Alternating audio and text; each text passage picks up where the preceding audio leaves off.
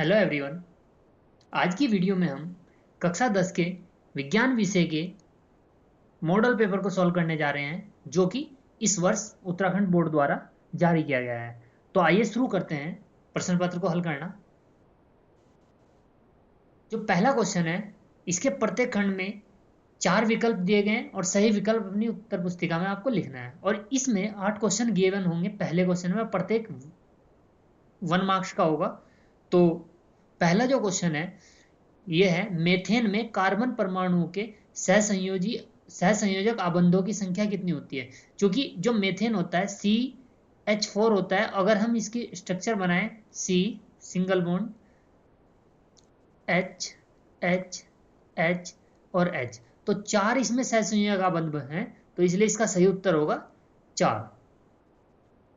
Next जो question है, कौन सी धातु हथेली पर पिघल जाती है। तो ये आपको याद रखने वाला क्वेश्चन है। तो सीजियम धातु जो होती है वो हथेली पर रखने पर भी पिघल जाती है। इसके साथ नेक्स्ट क्वेश्चन है, संकटकालीन हार्मोन कहलाता है। कौन सा हार्मोन जो है वो संकटकालीन है। तो उसका आंसर है एड्रेनलिन। ये क्या होता है, जब हम कभी बहुत घबराहट होती है या किसी समय हम पसीना आने लगता है या हमें घबराहट होने लगता है, तो उस समय ये एक्टिव हो जाता है, यानी कि ये हार्मोन्स निकलना शुरू होता है। तो एड्रेनलिन है जो संकटकालीन हार्मोन कहलाता है। भोजन का पाचन व अवशोषण कहाँ होता है, यानी कि भोजन का जो पाचन है वो कहाँ होता है, अमाशय, बृहदान्त्र, क्षुद्रांत या यकृत। तो जो भोजन का पाचन होता है वो छोटी आंत यानी कि क्षुद्रांत में होता है। तो इसलिए इसका ऑप्शन ये यहाँ पर थर्ड होगा और ये सेकंड होगा। तो ऑप्शन है क्षुद्रांत। नेक्स्ट है, गोलीय दर्पण के ध्रुव एवं मुख्य फोकस के बीच की दूरी कहलाती है। गोलीय दर्पण, अगर हम गोलीय दर्पण की बात करें तो गोलीय दर्पण ऐसा होगा। और अगर गोलीय दर्पण ये है तो मान लो, अगर ये इस प्रकार का गोलीय दर्पण है तो क्योंकि आप जानते हो कि गोलीय दर्पण में यहां पर जो अक्ष खींचते थे हम, इस मुख्य अक्ष पर ये फोकस हुआ करता था। तो एफ और पी के बीच की दूरी, फोकस और ध्रुव के बीच बतानी है, तो ये होती थी हमारी फोकस दूरी। तो इसलिए इसका आंसर थर्ड है, फोकस दूरी। नेक्स्ट है, एक व्यक्ति को आराम से स्पष्ट पढ़ने के लिए पठन सामग्री को नेत्र से 25 सेंटीमीटर दूर रखना पड़ता है, तो वह पीड़ित है। क्योंकि दूर रखकर वो देख पा रहा है, तो जो दिखता है वो दोष होता है, अर्थात दूर की वस्तु वो देख पा रहा है, तो इसलिए इसका जो आंसर होगा वो दूरदृष्टि दोष। वह पीड़ित है दूरदृष्टि दोष से। नेक्स्ट जो क्वेश्चन है, वोल्ट किसका मात्रक है, धारा का, आवेश का, विभवांतर का या कार्य का। सो यहां पर फिर ये सेकंड होगा और ये थर्ड मान लेंगे, थर्ड। तो वोल्ट किसका मात्रक है, क्योंकि आप जानते हो V बराबर W/Q, और V विभवांतर होता था।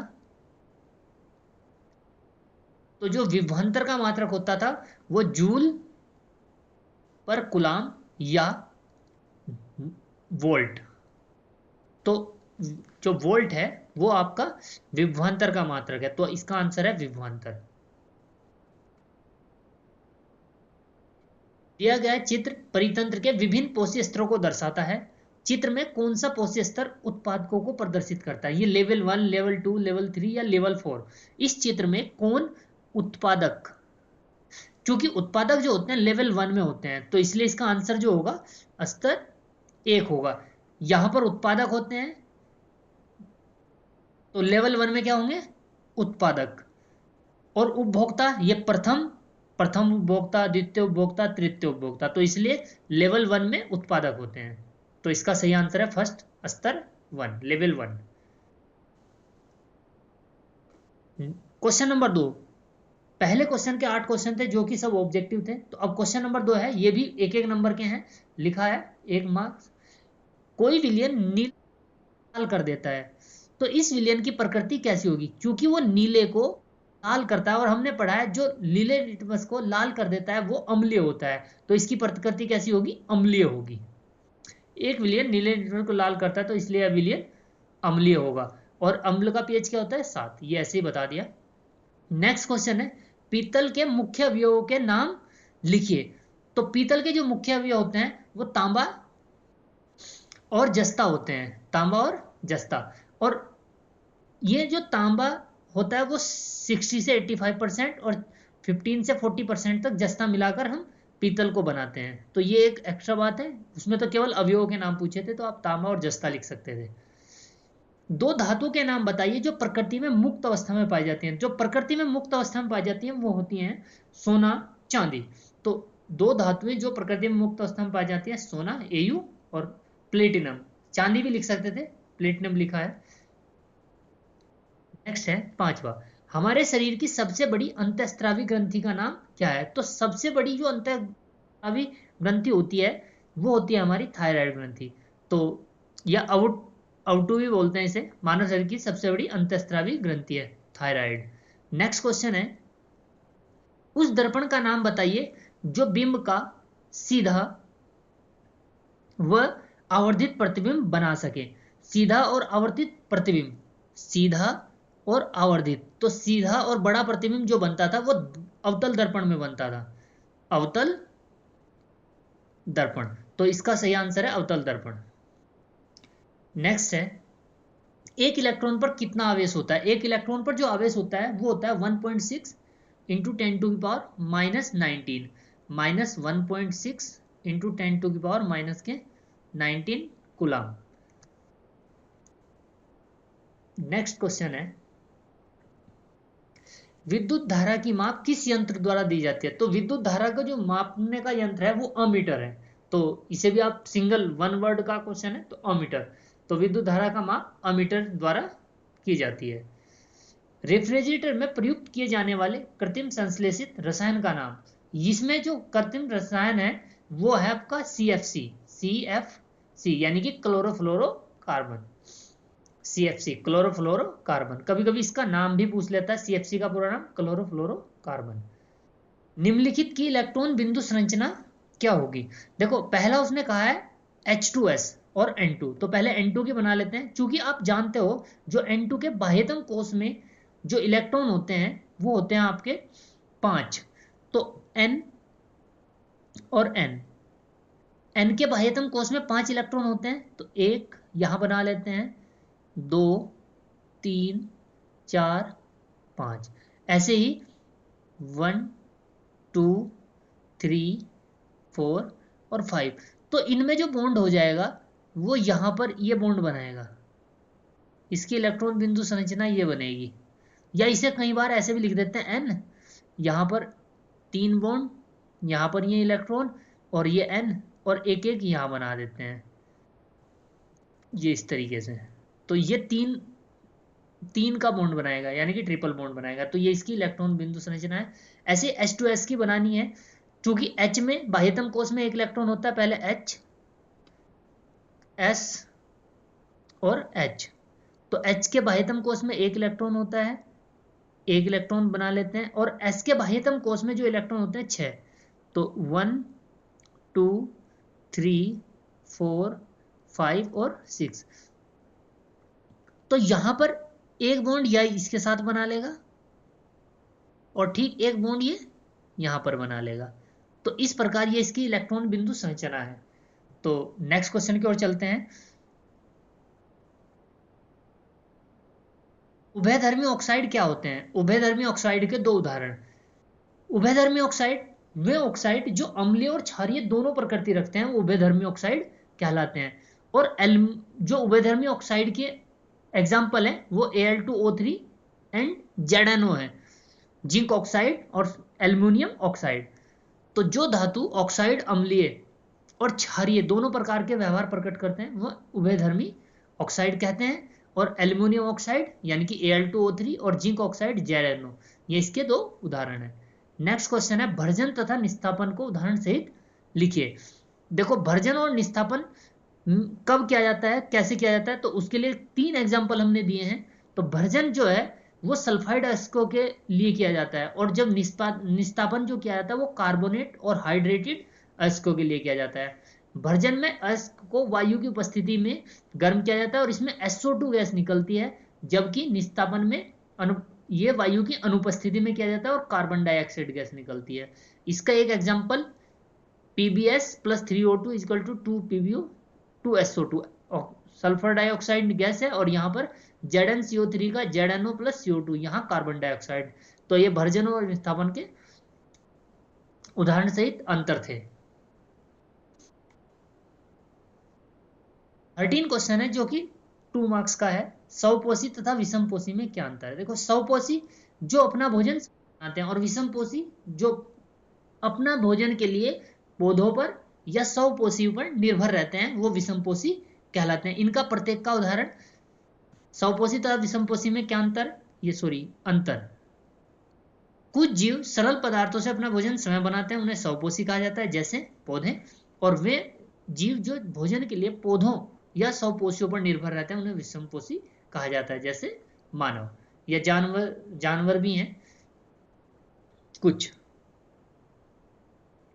नेक्स्ट क्वेश्चन है, पादप ऊतकों के नाम लिखिए जो पौधों में भोज्य पदार्थों का वहन करते हैं और खनिज लवणों का वहन करते हैं। तो जो भोज्य पदार्थों का वहन करते हैं वो होते हैं आपके फ्लोएम, उस ऊतक का नाम है फ्लोएम। और जो खनिज लवणों का करते हैं वो है जाइलम ऊतक।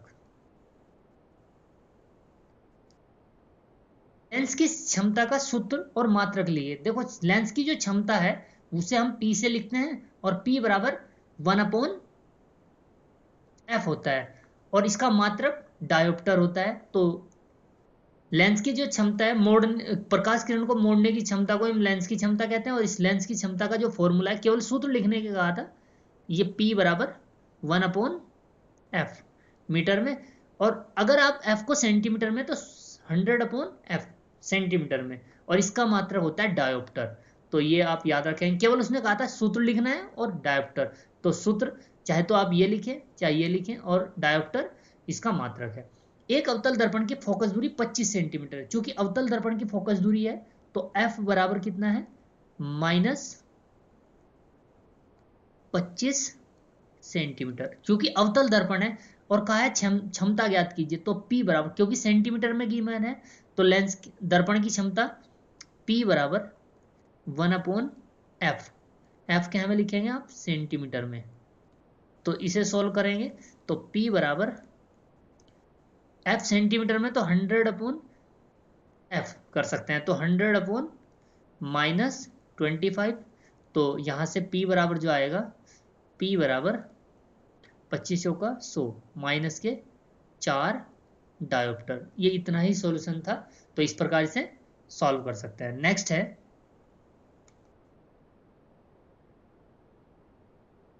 क्या होता है जब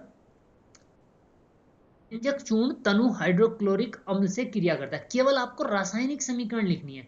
विरंजक चूर्ण हाइड्रोक्लोरिक अम्ल से रिएक्शन करते हैं, तो कैल्शियम ऑक्सीक्लोराइड की जब HCl से रिएक्शन की है, कैल्शियम क्लोराइड बनता है, क्लोरीन गैस निकलती है और जल निकलता है। तो ये रिएक्शन है इसकी विरंजक चूर्ण। CaOCl2 विरंजक चूर्ण है। सोडियम हाइड्रोजन कार्बोनेट को गर्म किया जाता है।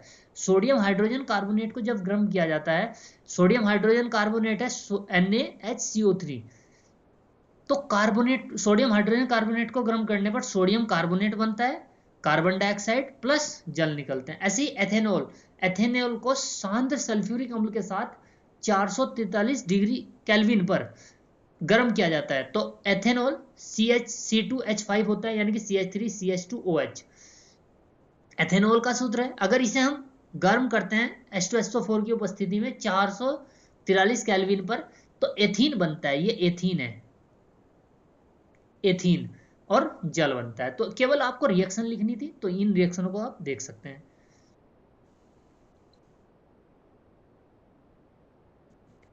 इसी का अथवा का क्वेश्चन है, समीकरण संतुलित कीजिए। AlCuCl2 AlCl3 + Cu। चूंकि आपको ये सूत्र तो दिए हुए हैं, आपको इन्हें संतुलित करना है। आप देखें Cl यहां पर 2 है जबकि यहां 3 है, तो Cl को संतुलित करने के लिए सबसे पहले आप यहां पर देखें 3 Cl है, तो 3 यहां लिख देते हैं। 3 दूनी 6 Cl हो जाएंगे, तो 2 Cl, 6 Cl के हमारे जो है वो बराबर हो जाता है 6। तो Al के यहाँ 2 हैं, तो यहाँ भी हम 2 लिख देते हैं। तो 2Al 3CuCl2। अब यहाँ Cu के 3 है तो इसलिए यहाँ पर किया जाएगा, तो 2 3 2 3 ये है। तो रिएक्शन कुछ इस प्रकार लिखी जाएगी, 2Al plus 3CuCl2 2AlCl3 plus 3Cu। तो जो 2 3 2 3 ये लिखे जाएंगे। ऐसे ही NaOH H2SO4 Na2SO4 plus H2 Na के दो हैं तो यहाँ पर क्या लिखेंगे हम, दो। Na के दो हमारे सेटिस्फाई हो जाते हैं। SO4 है हमारे पास। OH देखो H2 हो गया और O का यहाँ पर दो आ जाते हैं तो इसलिए यहाँ पर हम दो लिख देते हैं। तो H के अब 4 हो जाएंगे और H के भी दो यहाँ से और दो ये, तो इसलिए एक तो यहाँ दो आएगा और एक दो यहाँ आएगा। तो ये रिएक्शन कुछ इस प्रकार होगी, 2NaOH H2SO4 is equal to Na2SO4 plus 2H2। तो ये 2 और ये 2 यहाँ पर लगाना पड़ेगा। ऐसे ही Na plus O2 equal to Na2O। तो Na के दो हैं तो आप यहाँ दो लिखेंगे, 2NaO2। O के यहाँ पर दो हैं जबकि यहाँ एक है तो यहाँ पर दो लिखना पड़ेगा। तो O के 4 हो गए लेकिन Na के 4 हो जाएंगे। अब O के 2 हो गए, Na के 4, तो यहाँ पर 4 आना चाहिए तो 4Na, तो यहाँ 4 आएगा और यहाँ 2 आएगा। तो 4Na plus O2 equal to 2Na2O। तो इस प्रकार इन रिएक्शनों को आप संतुलित कर कर लिख सकते थे, केवल आपको संतुलित समीकरण लिखनी थी। कारण बताइए, ये 3 नंबर के हैं, 3 क्वेश्चन है, एक और आगे भी है तो फिलहाल पहले इसे कर लेते हैं। पहला क्वेश्चन जो दिया है सभी एक एक नंबर के हैं, एक नंबर का ये होगा, एक का ये होगा और एक क्वेश्चन और है वो आगे की स्लाइड में होगा। तो फिलहाल प्लेटिनम धातु, प्लेटिनम सोना तथा चांदी का उपयोग आभूषण बनाने में क्यों किया जाता है? क्योंकि इनका आभूषण बनाने में इसलिए उपयोग किया जाता है क्योंकि एक तो तन्य होते हैं, आघातवर्धीय होते हैं और सबसे इंपॉर्टेंट बात है कि ये ऑक्सीजन के साथ यानी कि वायु की ऑक्सीजन के साथ कोई अभिक्रियाएं नहीं करते और ये इनमें चमक भी होती है। तो इसका यही रीजन है, क्योंकि एक नंबर में पूछा है तो इतना सफिशिएंट है। आभूषण बनाने में किया जाता है क्योंकि ये धातुएं अत्यंत तन्य, आघातवर्धीय, चमकदार होती हैं और इनकी ऑक्सीजन से बंधुता अत्यंत कम होती है और इस कारण से वायु की ऑक्सीजन की नमी से अभिक्रिया नहीं करती। यानी कि ऑक्सीजन से अभिक्रिया क्यों नहीं करती? क्योंकि इनकी ऑक्सीजन से जो बंधुता होती है वो अत्यंत कम होती है, इसी कारण से इनका उपयोग आभूषण बनाने में किया जाता है। सोडियम को मिट्टी के तेल में डुबोकर रखा जाता है क्योंकि सोडियम एक अत्यधिक क्रियाशील धातु है। ये वायु की नमी से, वायु की जो नमी है उससे भी रिएक्शन कर लेता है और तीव्र रिएक्शन करता है, इसलिए इसे उससे तीव्र रिएक्शन ना हो तो इसलिए इसे सोडियम के साथ सोडियम को मिट्टी के तेल में डुबोकर रखा जाता है। सोडियम एक अत्यधिक जलशील धातु है, पानी या नमी के संपर्क में आते ही जलने लगते हैं, यही कारण है कि मिट्टी के तेल में डुबोकर रखा जाता है। नेक्स्ट क्वेश्चन है, जब लोहे की कील को कॉपर सल्फेट के विलयन में CuSO4 कॉपर सल्फेट के विलयन में डाला जाता है, लोहे की कील को Fe को लोहे इसके कॉपर सल्फेट के विलयन में डाला जाता है, विलयन का रंग हरा हो जाता है क्योंकि ये विस्थापन अभिक्रिया दर्शाता है। Fe क्या करेगा, Cu को विस्थापित कर देता है, तो यानी कि ये बनता है FeSO4 और प्लस Cu को विस्थापित कर देता है क्योंकि Fe की अभिक्रियाशीलता Cu से अधिक है, तो इसलिए जो FeSO4 का विलयन बनता है वो नीले रंग का होता है। तो इसका जो आंसर है वो इस प्रकार लिख सकते हैं, जब लोहे की कील को कॉपर सल्फेट के विलयन में डुबाया जाता है तो विलयन का रंग नीले से बदलकर हरा हो जाता है क्योंकि FeSO4 बनाता है। तो इतना ही लिखना था, ये आप देख सकते हैं। नेक्स्ट है, निम्न प्रश्नों के उत्तर दीजिए। ये 2 और 1 3 नंबर का क्वेश्चन है और 2 नंबर का 1 है और 1 नंबर का 1 है। पहला है, दोहरे परिसंचरण से आप क्या समझते हैं? देखो, रक्त का एक चक्र में 2 बार हृदय से गुजरना, पहली बार शरीर का समस्त अशुद्ध जो रक्त होता है वो हृदय के दाहिने अलिंद में एकत्रित होकर दाहिने नीले में होते हुए फेफड़ों में जाता है तथा दूसरी बार हृदय के बाएं अलिंद में फेफड़ों से फुफ्फुस सिराओं द्वारा एकत्रित होकर शुद्ध रुधिर महाधमनी द्वारा समस्त शरीर में पंप किया जाता है। तो जो ये प्रक्रिया होती है इसे ही हम दोहरा परिसंचरण कहते हैं। तो इस क्वेश्चन को आप इस प्रकार से लिख सकते हैं। नेक्स्ट क्वेश्चन है, मानव रक्त में पाए जाने वाला श्वसन वर्णक कौन सा है? तो ये हीमोग्लोबिन है, तो इसका आंसर है हीमोग्लोबिन। मानव रक्त में पाए जाने वाला श्वसन वर्णक हीमोग्लोबिन है। 19 क्वेश्चन है, बायो के क्वेश्चन है। तो मानव श्वसन तंत्र का स्वच्छ चित्र बनाइए तथा उसमें निम्न भागों को दर्शाइए। क्योंकि मैंने इसका आंसर देने के लिए केवल एनसीईआरटी का जो पिक दिया हुआ है, यानी कि जो एनसीईआरटी में चित्र दिया हुआ है, इमेज दी है श्वसन तंत्र की, वही मैं यहाँ पर दिखा रहा हूँ। आप इसे बनाने का प्रयास करें और जो चीज दी हुई है केवल उन्हें ही दर्शाएं। तो ये एनसीईआरटी से उठाया गया चित्र है। तो ये था मानव श्वसन तंत्र का चित्र, और इसमें केवल आपको श्वास नली, कुपिका और फुफ्फुस दर्शाने हैं। तो वो आप इसे कर सकते हैं। तो फिलहाल इसमें समय ना ये दिखाया हुआ है फुफ्फुस, ये श्वास नली है और आपकी कुपिका है। ये वाला पार्ट इन्होंने यहाँ दिखा रखा है। ये इसी प्रकार इसका अथवा का क्वेश्चन है 3 नंबर में, ये आता ही आता है किसी एक श्वसन चित्र का। इसके साथ अथवा का क्वेश्चन जो दिया हुआ है वो ये है, मानव अंतःस्रावी तंत्र का स्वच्छ नामांकित चित्र बनाइए, और उसमें ये भाग थायराइड ग्रंथि, वृषण और अग्नाशय। ये भी चित्र मैंने एनसीईआरटी से लिया है। तो आप एनसीईआरटी के इस चित्र को देखें और बनाने का प्रयास करें। नेक्स्ट क्वेश्चन की ओर चलते हैं। विद्युत शक्ति से क्या अभिप्राय है? देखो, किसी विद्युत परिपथ में ऊर्जा क्षय होने की दर विद्युत शक्ति कहलाती है। यानी कि ऊर्जा के क्षय होने की जो दर होगी किसी परिपथ में, उसे हम विद्युत शक्ति कहते हैं और इसे P से डिनोट करते हैं। और यदि T सेकंड में W कार्य किया गया हो या ऊर्जा क्षय हुई हो, तो विद्युत शक्ति जो होगी P बराबर W/T। यानी कि ऊर्जा के क्षय होने की दर, इसलिए T से डिवाइड किया गया है, प्रति सेकंड समझ सकते हैं। तो इसका जो मात्रक है वो जूल सेकंड है या वाट है। 1 नंबर में था तो आप इतना लिख सकते, विद्युत शक्ति कहते हैं और इसका फॉर्मूला लिख सकते थे। नेक्स्ट जो क्वेश्चन है वो 2 नंबर में गिवन है। इसमें लिखा है 20 ओम प्रतिरोध की एक विद्युत इस्त्री, यानी कि प्रेस।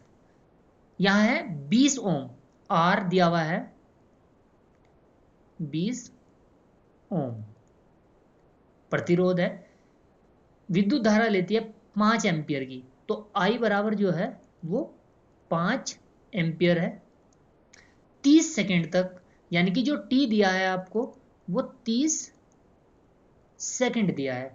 अगर आपको उस 30 सेकेंड में उत्पन्न उष्मा का परिकलन करना है, तो उस उत्पन्न उष्मा जो होगी वो होगी H बराबर I² RT। तो H बराबर I है आपके पास 5 × 5, 2 बार इसलिए लिखा I² है, और R का वैल्यू है 20 और T का वैल्यू आपको दिया हुआ है 30 सेकेंड। तो H बराबर जो होगा वो होगा 25 गुणा 3 दूनी 6, 60, यानी कि 600, 25 की 150, 150 और 2 जीरो और लगा देते हैं, H जूल, इतने उष्मा होगी, इतने जूल उष्मा होगी। नेक्स्ट क्वेश्चन है आपका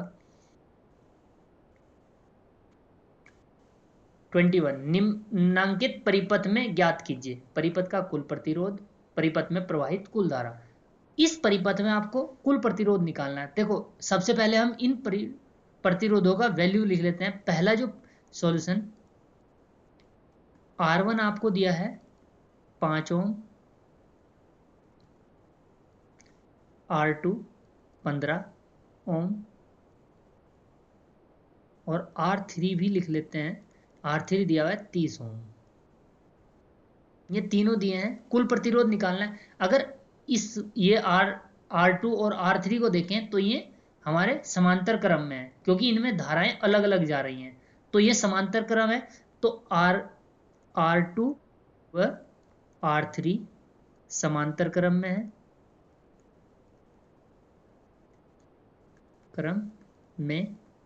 है, तो इनके लिए इन दोनों का प्रतिरोध अगर निकाल लें तो इन दोनों का तुल्य प्रतिरोध हम R' मान लेते हैं। तो R' बराबर 1/15 1/30। चूंकि आप जानते हो समांतर क्रम में फॉर्मूला 1/R बराबर 1/R1 प्लस 1/R2, ये 2 हैं तो ये लिखा है हमने। 3 होते तो 3 लिखे जाते, तो ये तो फॉर्मूला है, तो मैंने इसलिए 1/15 1/30 लिखा है। तो 1/R' इज इक्वल टू 15 और 30 का एलसीएम 30, 15 से 32 प्लस 30 से 1, तो 1/r डैश बराबर 3/30, यानी कि 3/30 का मतलब 1/10 होगा। तो यहीं पे मैं बता सकता हूँ इसे, आर डैश कितना आ गया हमारा 10 ओम। ये तो आर डैश है, मतलब ये इन दोनों का तुल्य है। अब ये और इन दोनों का तुल्य कितने का बना हमारा, ये दोनों का तुल्य वो 10 ओम बना है।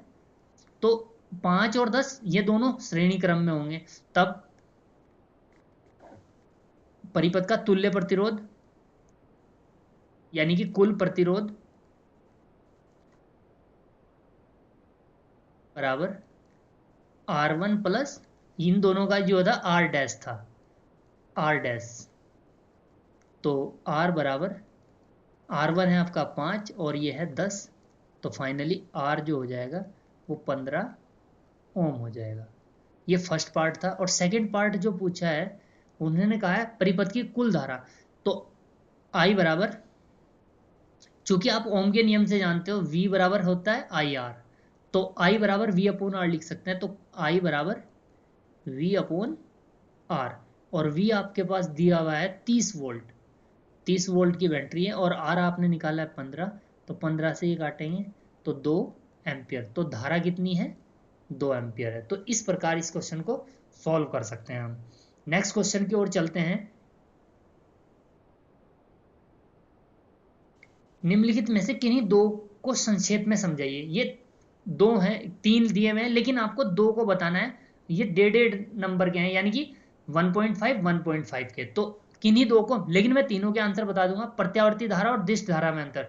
देखो, प्रत्यावर्ती धारा जो है वो समय के साथ परिवर्तित होती है और दिश धारा समय के साथ परिवर्तित नहीं होती। तो एक अंतर ये लिख सकते हैं, प्रत्यावर्ती धारा वह धारा है जो विद्युत परिपथ में अपनी दिशा बदलती है, इसके विपरीत दिश धारा समय के साथ अपनी दिशा नहीं बदलती, और इनमें परिमाण भी नहीं बदलता। परिपथ में दिशा व परिमाण बदलती रहती है, इसके विपरीत अब दिशा, इसमें दिशा नहीं बदलती और परिमाण इसका नियत रहता है। परिमाण भी लिख सकते थे आप। घरेलू परिपथ में फ्यूज का महत्व। घरेलू परिपथ में फ्यूज का महत्व यह है कि अगर आपके किसी घरेलू परिपथ में धारा का मान बहुत अधिक बढ़ जाता है तो ये फ्यूज टूट जाता है, यानी कि ये आपके परिपथ को कट कर देता है, यानी कि परिपथ टूट जाता है, जिससे कि घरेलू जो उपकरण है वो जलने से बच जाते हैं बहुत अधिक धारा आने पर। तो यही फ्यूज का महत्व है। यह एक सुरक्षा उपकरण के रूप में काम करता है। जब घर में तेज धारा प्रवाहित होती है तो फ्यूज अपना संपर्क खोलकर परिपथ को भंग कर देता है। नेक्स्ट है विद्युत चुंबक। विद्युत चुंबक अस्थायी चुंबक होते हैं जो विद्युत तार के तार से होकर गुजरती है। तब जब विद्युत धातु के तार से होकर गुजरते हैं, यानी कि धातु के तार में जब करंट को फ्लो किया जाता है तब विद्युत चुंबक बनते हैं। 22 है, 3 नंबर का क्वेश्चन है। एक विद्यार्थी जो अंतिम पंक्ति में बैठा है, श्यामपट्ट पढ़ने में कठिनाई होती है, यह किस प्रकार की दृष्टि दोष है? इसके उत्पन्न होने के 2 कारण लिखिए, रेखीय आरेख द्वारा समझाइए इसका निराकरण कैसे किया जा सकता है। यानी कि आपको रेखीय आरेख भी बताना है और यह किस प्रकार का दृष्टि दोष है। चूंकि पंक्ति में बैठा है, श्यामपट्ट पढ़ने में कठिनाई होती है, यानी कि वो दूर की वस्तु नहीं देख पा रहा, इसका मतलब है उसे निकट दृष्टि दोष से वो पीड़ित है, यानी कि निकट की देख पा रहा है, तो जो दिखता है वही दोष है। इसे सही करने के लिए हम अवतल लेंस या अपसारी लेंस भी जिसे बोलते हैं उसका उपयोग कर सकते हैं। इसका आरेख बताना है। इसका आरेख पहले समझें आप। चूंकि ये आपकी जो नेत्र है, ये पहले वाले चित्र में जो ओ है, इसका लेंस, इसका जो प्रतिबिंब है वो यहाँ रेटिना पर बनता है, रेटिना पर। तो इसका जो इस दोष को होने का जो कारण है, एक तो इस गोलक की लंबाई का बढ़ जाना है, यानी कि यह बढ़ जाएगा तो इसका प्रतिबिंब रेटिना से ठीक पहले बनने लगेगा यहाँ पर, जबकि रेटिना यहाँ है और इसका प्रतिबिंब यहाँ बनने लगता है। और दूसरा गोलक का लंबा हो जाना, यह गोलक बड़ा हो जाएगा। तो 2 इसके कारण है, वक्रता का अधिक हो जाना, अभिनेत्र लेंस की वक्रता, यानी कि अभिनेत्र लेंस की वक्रता बढ़ जाती है, और यह गोलक का लंबा हो जाना। अब जब इसमें हम अवतल लेंस को इसके सामने यहां पर रखते हैं तो इसका ये जो निकट बिंदु है दूर इन्फिनिटी पर चला जाता है। जब यहाँ पर जब ऐसा केस होता है यानी कि दृष्टि दोष हो जाता है, तो ये जो निकट बिंदु, तो अवतल लेंस को रखकर ये दूर स्थित वस्तु का प्रतिबिंब पहले यहाँ ऊपर बनाएगा, और अब ये नेत्र लेंस जो होगा इस वस्तु वस्तु का जो ये प्रतिबिंब होगा इसे इसके लिए लेंस के लिए नेत्र लेंस के लिए वो वस्तु का कार्य करेगा, इसका जो प्रतिबिंब है वो रेटिना पर बनाएगा। इसे एक बार फिर समझे, जो इन्फिनिटी पर वस्तु है अवतल लेंस द्वारा उसका प्रतिबिंब ओ पर बनेगा, और ओ पर जो प्रतिबिंब बनाया है जो इन्फिनिटी पर था वो नेत्र लेंस के लिए वस्तु का कार्य करेगा, और उसका प्रतिबिंब फिर सही रेटिना पर बनेगा। यानी कि ये वाला जो प्रतिबिंब था ये इस लेंस को रखने से अब रेटिना पर बनने लगता है। तो ये था इसका पूरा आंसर। चित्र आपको बनाने पड़ेंगे। निम्नांकित प्रश्नों के उत्तर दीजिए। पहला जो क्वेश्चन है वो 2 नंबर का है, और जो दूसरा क्वेश्चन है वो 1 नंबर का है। आपके पड़ोस में जैविक अजैविक कचरे की समस्या को दूर करने के लिए आप क्या करेंगे? देखो, जैविक और अजैविक कचरे को समस्या को दूर करने के लिए कुछ उपाय यहाँ हैं।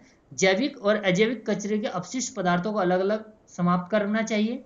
अजैविक कचरों का पुनः चक्रण यानी कि रिसाइकलिंग, रियूज करना चाहिए। जैविक अपशिष्ट पदार्थ जैसे रसोई की बेकार सामग्री, खाना बनाने के बाद बची सामग्री, पत्तियां आदि को जमीन में गड्ढा खोदकर दबाकर खाद तैयार किया जा सकता है, जिससे पौधों का उच्च कोटि का खाद उपलब्ध हो सके। तो ये इसके कुछ उपाय हैं जो कि कचरे की समस्या को दूर कर सकते हैं। किस विकिरण से ओजोन परत पृथ्वी की सुरक्षा करती है? इलेक्ट्रोमैग्नेटिक वेव से, या फिर हम कह सकते हैं पराबैंगनी किरणों से जो ओजोन परत है वो हमें बचाती है, यानी कि पृथ्वी की सुरक्षा करती है। तो पराबैंगनी किरणों से, ये इसका आंसर है। क्वेश्चन नंबर 24 है, ब्लीचिंग पाउडर का रासायनिक नाम तथा सूत्र लिखिए। तो जो ब्लीचिंग पाउडर का रासायनिक नाम है वो है कैल्शियम ऑक्सीक्लोराइड, और इसका जो सूत्र है होता है CaOCl2। बहुत इंपॉर्टेंट है, बार बार पूछा जाता है। कठोर जल को मृदु करने के लिए किस सोडियम यौगिक का उपयोग किया जाता है? तो इसे मृदु करने के लिए सोडियम कार्बोनेट यानी कि Na2CO3 सोडियम कार्बोनेट का उपयोग किया जाता है। सोडियम कार्बोनेट, जिसे धावन सोडा यानी कि धोने का सोडा भी कहते हैं। बेकिंग सोडा यानी कि खाने का सोडा। खाने के सोडे के 2 उपयोग, पहला बेकरी में ब्लीचिंग पाउडर बनाने में होता है, और इसका उपयोग सोडा अम्ल अग्निशामक में किया जाता है, या फिर जैसे जो कोल्ड ड्रिंक्स होती हैं उन्हें बनाने में भी इसका यूज किया जाता है। बेकिंग सोडा यानी कि खाने का सोडा। प्लास्टर ऑफ पेरिस की जल से अभिक्रिया का समीकरण लिखना है, केवल समीकरण लिखना है। तो प्लास्टर ऑफ पेरिस की जब जल से अभिक्रिया की जाती है तो जिप्सम बनता है। तो आप ये रिएक्शन लिखनी थी, मैंने पूरा लिखा हुआ है, तो आप केवल रिएक्शन लिखेंगे। CaSO4 इंटू हाफ H2O, ये प्लास्टर ऑफ पेरिस है। जब जल की इसके साथ रिएक्शन करते हैं तो CaSO4 इंटू 2H2O यानी कि जिप्सम बनता है। इसी में अथवा का क्वेश्चन था, वही 3 नंबर के हैं, 1 और 2। अम्ल का जलीय विलयन विद्युत का चालन क्यों करता है? जब अम्ल को जल में घोलते हैं तो ये हाइड्रोजन आयन देता है, और हाइड्रोजन आयन देता है तो इसी कारण से विद्युत का चालन करता है। अम्ल का जलीय विलयन विद्युत का चालन करता है क्योंकि यह जलीय विलयन में आयनीकरण करके हाइड्रोजन आयन उत्पन्न करता है, इसलिए विद्युत का चालन करता है। ब्यूटेन के लिए कितने समावयवी होते हैं उनका चित्रण कर सकते हैं, प्रत्येक का चित्रण कीजिए। तो ब्यूटेन के लिए जो होते हैं वो 2 समावयवी होते हैं, एक आई ब्यूटेन आइसोब्यूटेन और नॉर्मल ब्यूटेन। तो ब्यूटेन के 2 संरचनात्मक समावयवी हैं, और वो हैं आपके, जैसे ब्यूटेन का जो सूत्र होता है वो C4H10 होता है। तो इसके 2 समावयवी बना सकते हैं, देखो C और 4 H यहाँ है, 4 ये और 2 ये। तो एक तो ये तो नॉर्मल ब्यूटेन है, और दूसरा C4H10 का एक समावयवी ये है जिसे आइसोब्यूटेन बोलते हैं, C और H। तो 1 2 3 4 5 6 7 8 9 10, तो 10H है। तो ये 2 इसके समावयवी हैं, जैसे पेंटेन के 3 होते हैं। किसी अम्ल को तनु करते समय अम्ल को जल में मिलाया जाता है, न कि अम्ल में जल। अम्ल को जल में, मतलब जल यहां रखा हुआ होगा और उसमें अम्ल को मिलाया जाएगा, अम्ल मिलाया जाएगा। क्यों? क्योंकि अम्ल इसलिए मिलाया जाएगा, अम्ल को तनु करते समय अम्ल को जल में मिलाना चाहिए, न कि जल को अम्ल में, क्योंकि जल को सांद्र अम्ल में मिलाने से वह तीव्र अभिक्रिया करके विस्फोट कर सकते हैं और इससे कुछ दुर्घटना हो सकते हैं। इसलिए हमें हमेशा अम्ल को ही जल में मिलाना चाहिए। 25 है, ये एक एक्टिविटी है, ये प्रैक्टिकल भी करते थे हम 10th क्लास में। तो जब ऑक्सीजन तथा अपचन अभिक्रिया दोनों एक साथ होती हैं तो उसे रेडॉक्स अभिक्रिया कहते हैं। किसी रासायनिक अभिक्रिया जिस पदार्थ का अपचयन होता है उसे ऑक्सीकारक कहते हैं, जबकि जिस पदार्थ का ऑक्सीकरण होता है उसे अपचायक कहते हैं। एक क्रियाकलाप में जिसमें China dish 1 gram copper sulphate को गर्म किया जाता है यह काले रंग का हो जाता है। कॉपर सल्फेट को जब गर्म किया था, तो इस क्रिया के आधार पर निम्नलिखित प्रश्नों के उत्तर, इसमें 4 क्वेश्चन दिए हैं और चारों एक एक नंबर के हैं। ये इसमें चित्र दिखाया हुआ था, इससे मैं गर्म करते हुए दिखाया हुआ है। पहला जो क्वेश्चन है, क्या होगा जब कॉपर पाउडर को चाइना डिश में गर्म किया जाएगा? जब कॉपर पाउडर को चाइना डिश में गर्म किया जाएगा तो वो एक काले रंग के पदार्थ में बदल जाता है। यानी कि यदि कॉपर पाउडर को चाइना डिश में गर्म किया जाता है, हवा की उपस्थिति में कार्य क्रिया करके कॉपर ऑक्साइड बनाता है जो काले रंग का होता है। कॉपर ऑक्साइड, कॉपर का ऑक्साइड, CuO। अब इसने पूछा ये उपरोक्त अभिक्रिया किस प्रकार की है? चूंकि ऑक्सीजन का योग हो रहा है तो इसलिए यह अभिक्रिया ऑक्सीकरण अभिक्रिया है, क्योंकि Cu के साथ O2 ऑक्सीजन जुड़ता है, CuO। क्या होगा जब उत्पाद H2 पर H2 गैस प्रवाहित करें? यानी कि CuO पर अगर हम H2 गैस प्रवाहित करें तो क्या होता है? तो जब Cu पर हाइड्रोजन गैस प्रवाहित की जाती है तो जो ये CuO था वो काले रंग की सतह भूरे रंग में परिवर्तित हो जाती है। और अब इसका रिएक्शन भी लिखना है Cu की H2 के साथ, तो Cu की H2 के साथ reaction Cu plus H2 copper बन जाता है।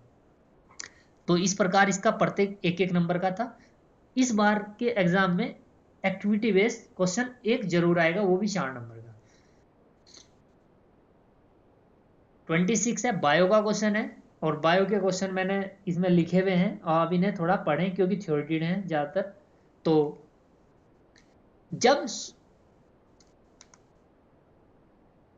शुद्ध लंबे मटर के पौधे टीटी संकरण करके बोने मटर के पौधे टीटी के साथ कराया जाता है तो केवल F1PD में लंबे पौधे दिखाई देते हैं। इसका सचित्र समझाइए इसे। देखो, जब लंबे पौधे, इन्हें हमने टीटी से दर्शाया, छोटे पौधे स्मॉल टीटी से संकरित किया जाता है तो F1PD में विषम युग्मी लंबे पौधे प्राप्त होते हैं, मतलब इन दोनों के टीटी के। तो इनका जो एक एनसीईआरटी में चित्र दिया हुआ है वो ये है, जैसे ये टीटी लंबा पौधा और स्मॉल टीटी बोने पौधे दर्शाया। जब फर्स्ट पीढ़ी होगी, फर्स्ट पीढ़ी में सभी लंबे पौधे बनेंगे और जब ये स्मॉल टी और टी के बनेंगे। जब स्मॉल टी, इन वाले जो प्रथम पीढ़ी के पौधे होंगे, जब इनका आपस में संकरण कराया जाएगा तो इनमें एक पौधा लंबा, 2 प्रथम पीढ़ी वाले और एक छोटा पौधा होगा, अर्थात इसमें 1:1:2:1 का रेशो होता है। या इस बात को हम इस प्रकार से भी दिखा सकते हैं, टी टी टी और टी ऐसे दिखाएं तो T into T, T T T और टी, टी टी और स्मॉल टी और स्मॉल टी। तो यहां से आप देख पा रहे एक, ये 2 हैं और ये फिर एक है, तो इसलिए 1:2:1 है। तो इस प्रकार इसे आप बना सकते हैं। अनुवांशिकता का जनक किसे कहा जाता है? अनुवांशिकता का जनक ग्रेगर जॉन मेंडल को कहा जाता है। और डीएनए का पूरा नाम, डीऑक्सीराइबोन्यूक्लिक अम्ल, डीऑक्सीराइबोन्यूक्लिक अम्ल है। विस्तृत टिप्पणी कीजिए। 2 और 2, यानी कि ये भी 2 नंबर का है और ये भी। द्विखंडन, द्विखंडन क्या होता है? किसी कोशिका का 2 भागों में विभाजित होकर नई कोशिकाओं का निर्माण करना द्विखंडन कहलाता है। इस प्रक्रिया में विभाजन के बाद जनक कोशिका समाप्त हो जाती हैं, यानी कि जिससे वो बने वो समाप्त हो जाएगी और 2 नए जीवों का जन्म होता है। द्विखंडन की प्रक्रिया से गुजरने वाले एक कोश के जीवों के उदाहरण अमीबा और पैरामीशियम। अमीबा में द्विखंडन के द्वारा नए जीवों की उत्पत्ति होती है। तो अमीबा जब नए जीव बना जाता है तो वो एक ही सेल 2 उसमें टूट जाती है, एक ही कोशिका 2 उसमें टूट जाती है और 2 अमीबा उत्पन्न हो जाते हैं। तो ये आपका द्विखंडन था। कायिक प्रवर्धन, कायिक प्रवर्धन किसी पौधे के वर्धी भागों में जैसे जड़, तना या पत्ती द्वारा न्यू नए पौधे तैयार करना कायिक प्रवर्धन कहलाता है। यह एलैंगिक जनन का रूप है, जैसे अदरक और बायोफिल्म। प्रकंद की शाखाएं एक दूसरे से अलग होकर वृद्धि कर नए पादप का निर्माण करते हैं। बायोफिल्म में पत्ती पर ही वृद्धि प्रजनन या कायिक प्रवर्धन का एक अच्छा उदाहरण है। इसी पत्ती पर उपस्थित अपस्थानिक कलिकाएं नए पौधों को, ये पत्ती होगा, नए पौधों को जन्म देती है। ऐसे ही रोपण विधि का भी यूज करते हैं, जैसे आम के लिए हम कलम लगाना रोपण विधि के अंतर्गत आता है। तो यह है आपका कायिक प्रवर्धन। इसी में अथवा का क्वेश्चन था, निषेचन क्या है? बाह्य निषेचन और आंतरिक निषेचन में अंतर बताइए। देखो, जंतुओं में मादा के अंडाणु और नर के शुक्राणु मिलकर एकाकार हो जाते हैं, यानी कि एक हो जाते हैं और नए जीव का सृजन करते हैं, नए जीव को बनाते हैं, इसे निषेचन कहते हैं। जब अंडे व शुक्राणु मादा के शरीर के अंदर निषेचित होते हैं तो आंतरिक निषेचन, तथा अंडे व शुक्राणु शरीर के बाहर निषेचन होता है तो बाह्य निषेचन कहलाता है। 2 नंबर में था, गर्भ निरोधन की 2 विधियां बताइए। 2 विधियां, एक रासायनिक विधि में हमने बताया, स्त्रियों के द्वारा गर्भ निरोधक गोलियों का यूज की जाती है, जैसे झाग की गोली, जेली, विभिन्न प्रकार की क्रीमें आदि। और शल्य चिकित्सा, पुरुषों की नसबंदी और स्त्रियों की नसबंदी, ट्यूबेक्टोमी और वेस्कोटोमी बोलते हैं पुरुषों की नसबंदी को। तो ये इसके 2 एग्जाम्पल हैं। आप सिंपल शॉर्ट में भी लिख सकते थे, मैंने रासायनिक और शल्य लिख के तब किया है। रंध्र किन्हें कहते हैं? रंध्र का नामांकित चित्र बनाए। रंध्र जो पत्तियों में छोटे छोटे छिद्र पाए जाते हैं उन्हें हम रंध्र कहते हैं, और इनका नामांकित चित्र मैंने एनसीईआरटी का ही चित्र यहाँ दिखाया गया है। पौधों की पत्तियों में सतहों पर छोटे छोटे जो छिद्र पाए जाते हैं, जो पादपों में गैसों का आदान प्रदान करते हैं, रंध्र कहलाते हैं। और ये चित्र यहाँ दिखाया गया है, ये खुला रंध्र है और ये एक बंद रंध्र है। ये कोशिका द्वार होते हैं, ये रंध्र छिद्र होता है और ये हरित लवक यहाँ पर पाए जाते हैं। बंद और खुला दोनों का हमने दर्शाया गया है, आप ये चित्र बना सकते हैं। फाइटो हार्मोन्स क्या है? पादप हार्मोन्स या फाइटो हार्मोन्स पौधों द्वारा उत्पादित रसायन होते हैं जो उनकी वृद्धि, विकास, प्रजनन प्रक्रियाओं, दीर्घायु, यहां तक कि मृत्यु को भी नियंत्रित करते हैं। नेक्स्ट जो क्वेश्चन है ये 1 नंबर का है, मानव शरीर में पित्त का भंडारण कहाँ होता है? मानव शरीर में पित्त का जो भंडारण होता है पित्ताशय में होता है, पित्ताशय में होता है। और पित्ताशय एक अंग है जो पाचन क्रिया में सहायता करता है, जो यकृत में उत्पन्न पित्त का भंडारण करता है। हमारे यकृत में जो पित्त बनता है वो भंडारण कहाँ होता है? पित्ताशय में। 29 है, 2 सेंटीमीटर लंबा एक बिंब, यानी कि कोई वस्तु है जो 2 सेंटीमीटर लंबी है, 10 सेंटीमीटर फोकस दूरी के उत्तल लेंस के मुख्य अक्ष के लंबवत रखा गया है। बिंब की दूरी 15 सेंटीमीटर है, यानी कि जो उसका, ये बिंब नहीं होगा, ये प्रतिबिंब होगा, सॉरी बिंब की दूरी है, ठीक है, वस्तु है, वस्तु ही है, वस्तु की दूरी 15 सेंटीमीटर, प्रतिबिंब की प्रकृति, स्थिति, आकार और आवर्धन ज्ञात किया, ठीक है। तो इसमें सबसे पहले बिंब की ऊंचाई यानी कि वस्तु की ऊंचाई 2 सेंटीमीटर दी है, फोकस दूरी 10 सेंटीमीटर है, बिंब की दूरी 15 है, क्योंकि ये वस्तु हमेशा, जैसे ये दर्पण अगर मैं बना लेता हूँ, ये सॉरी लेंस अगर बनाता हूँ, मैं यहाँ पर छोटा ही बना रहा हूँ, इधर रखा जा रहा है इस वस्तु को, ये 2 की है, 2 सेंटीमीटर की है, और इधर रखी जा रही है, तो इसलिए हमने यहाँ पर यू जो लिया है वो माइनस का लिया है, क्योंकि ये लेफ्ट साइड रखी जा रही है। तो प्रकृति बतानी है, प्रतिबिंब दूरी कहाँ बनेगा, प्रतिबिंब ऊंचाई बतानी है और आवर्धन बताना है।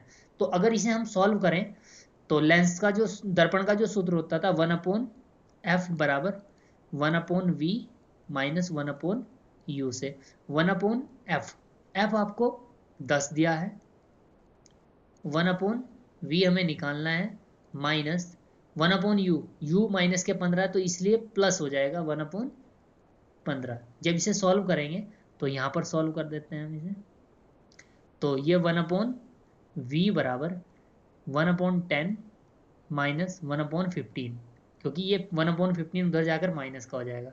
1/v बराबर, इन दोनों का एलसीएम आएगा 30, 10 या 3 आ जाएगा, और 15 दूनी 30 यानी कि 2, ये हो जाएगा 1/30, 1/v बराबर 1/30। तो यहाँ से हम v बता सकते हैं 30 सेंटीमीटर।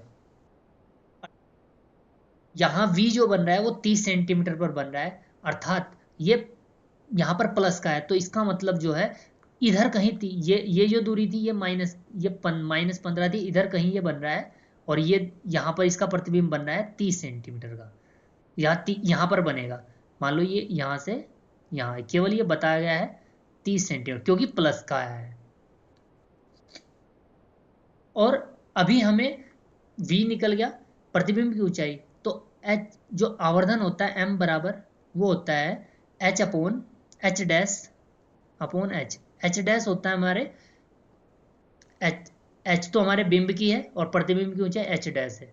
सॉरी, यहां पर ये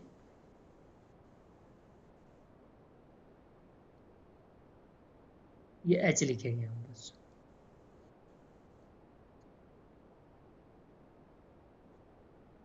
तो ये होता है आपका v अपॉन u। तो यहां से h डैश आपको दिया है, निकालना है, और h आपको दिया है 2 बराबर v आपको दिया हुआ है, हमने निकाला है v 30, और u आपको दिया था -15। तो यहां से अगर हम सॉल्व करें इसे तो h डैश बराबर 15 दूनी 30 बराबर -2, और h डैश आपका आ जाएगा -4। तो -4 h डैश सेंटीमीटर में। अगर m निकालूं मैं h डैश अपॉन, तो m बराबर, क्योंकि h डैश आपका -4 है और h आपका था +2, तो m भी हमारा आ जा रहा है -2। चूंकि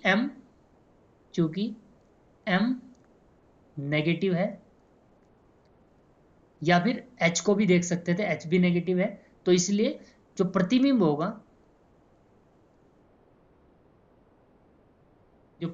होगा वो उल्टा वास्तविक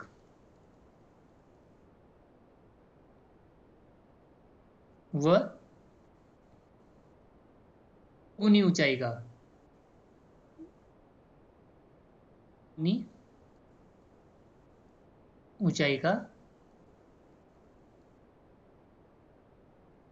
बनेगा।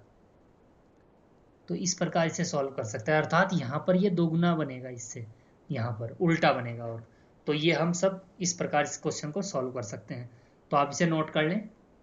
नेक्स्ट है प्रकाश के अपवर्तन के नियम। प्रकाश के अपवर्तन के नियम, प्रकाश का अपवर्तन का नियम आपको पता है। प्रकाश के अपवर्तन नियम, आपतित किरण, अपवर्तित किरण तथा अभिलंब तीनों एक तल में होते हैं, और साइन आई और साइन आर, यानी कि अपवर्तन कोण और आपतन कोण और अपवर्तन कोण की जो ज्या का अनुपात होता है वो एक कांस्टेंट होता है, जिसे हम म्यू के नाम से कहते थे, यानी कि अपवर्तनांक। तो ये लिखे मैं अपवर्तित किरण, अभिलंब तथा यहां पर ना परावर्तित किरण लिख देते हैं इसे, अपवर्तन है ठीक है, आपतित किरण लिखेंगे इसे, यहां पर आप इसे आपतित करेंगे। आपतित किरण, अभिलंब तथा अपवर्तित किरण एक ही तल में होते हैं, और एक ही प्रकाश के लिए आपतन कोण की ज्या तथा अपवर्तन कोण आर की ज्या का अनुपात एक नियतांक होता है, यानी कि स्नेल का नियम। स्नेल का नियम sine i upon sine r बराबर कांस्टेंट। किसी अंतरिक्ष यात्री को आकाश नीले रंग की अपेक्षा काला क्यों प्रतीत होता है? अंतरिक्ष यात्री आकाश में बहुत ऊंचाई पर होते हैं जहां वायुमंडल नहीं होता, और न ही वहां किसी प्रकाश का कोई प्रकीर्णन हो पाता है, इसलिए आकाश उन्हें नीला नहीं बल्कि काला प्रतीत होता है। एक इलेक्ट्रॉन किसी चुंबकीय क्षेत्र के लंबवत चित्रानुसार प्रवेश करता है, ये चित्र गिवन है, यानी कि मैग्नेटिक फील्ड इधर है और इलेक्ट्रॉन इधर है। अगर इलेक्ट्रॉन इधर जा रहा है तो करंट इसमें ऊपर की ओर बहेगा, आई। तो इसकी जो हम इसके जो इलेक्ट्रॉन पर आरोपित बल होगा वो किस नियम से देंगे और किधर होगी इसकी दिशा। तो इसकी जो हम दिशा निकाल सकते हैं वो फ्लेमिंग के लेफ्ट हैंड रूल से निकाल सकते हैं। लेफ्ट हैंड रूल ये था कि अगर हम लेफ्ट हैंड को इस प्रकार फैलाएं, जो ये वाली उंगली है ये चुंबकीय क्षेत्र को, ये दूसरी उंगली विद्युत धारा को, तो अंगूठा चालक की दिशा को। अब अगर इस उंगली को आप चुंबकीय क्षेत्र के अनुकूल ले जाएं, ऐसे लेके जाएं, और इस उंगली को करंट में लेके जाएं, तो आपका अंगूठा अंदर की ओर जाएगा। यानी कि एक तो होगा बाहर की तरफ आना, एक अंदर, मतलब उस साइड में, इस इलेक्ट्रिक फील्ड के कागज के तल में अंदर की ओर, बाहर की तरफ नहीं। तो इसकी जो दिशा होगी फ्लेमिंग के वामअस्त नियम के अनुसार आरोपित बल की जो दिशा होगी, दोनों लंबवत होती हैं। ये तो एक्स्ट्रा बातें लिखी हैं, केवल आप इसका आंसर ये देंगे कि आरोपित बल की दिशा कागज के भीतर की ओर, मतलब अंदर की ओर जाते हैं। क्योंकि अगर आप इन तीनों उंगलियों को यहाँ की इस दिशा में आप कर दें, इस उंगली को, और इस आई की दिशा में इस उंगली को लेके जाएं, तो अंगूठा आपका अंदर की ओर जाएगा, तो इसलिए कागज के भीतर की ओर। अगर धारा नीचे होती तो अंगूठा आपका बाहर आ जाएगा। तो आप इसे इसके अकॉर्डिंग रख के देख सकते हैं। पहले इस उंगली को रखेंगे तो और घुमाएंगे हाथ को, तो अंगूठा आपका अंदर की ओर कागज के भीतर की ओर जाएगा। तो जो आरोपित बल की दिशा होगी कागज के भीतर की ओर होगी। तो ये तो पूरा बताया गया है। तो ये चित्र भी बनाने की जरूरत नहीं, केवल आप कहोगे कागज के भीतर की ओर, लेकिन इस नियम के द्वारा हम निकाल सकते हैं। नेक्स्ट जो क्वेश्चन है, 12 वोल्ट विभवांतर के दो बिंदुओं के बीच 2 कूलाम आवेश को ले जाने में कितना कार्य है। क्योंकि विभवांतर दिया है, विभवांतर का फॉर्मूला होता है V बराबर W अपॉन क्यू। तो यहां से मैं निकाल सकता हूं W बराबर V इंटू क्यू। तो W आपको निकालना है, और V आपको दिया है 12 वोल्ट, और Q आपको दिया है 2। तो W हो जाएगा 12 दूनी 24। W है तो जूल। तो कितना कार्य किया जाएगा, 24 जूल कार्य किया जाएगा। केवल छोटा सा क्वेश्चन था, और ये विभवांतर के फॉर्मूले से हम निकाल सकते थे।